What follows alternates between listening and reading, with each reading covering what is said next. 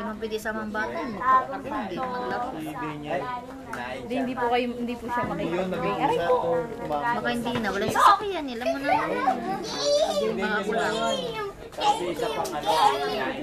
Kanina nga, nagbibisa ko. Sumunod pa yung bata sa akin. Denmark tama.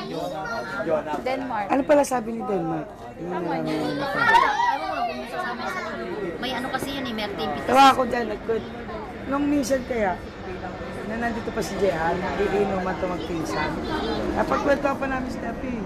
Sabi niya, kahit ano si Kuedap ba tawag niya? Mas matanda si Daro sa kanya konti. Mas kahit ano si Kuedap, hindi ko makalimutan yun. Pero siya, lasing na si Jehan, nagkukwento. Kasi nung baby pa rin, bago panganak pa lang si Denmark. Ano daw? Snacks daw ng snacks na kwintas. Wala to pang gatos na si Denmark. O Jer, binigay daw, ate na lang tayo. Bili mong gatas anak mo. Abait yun lang.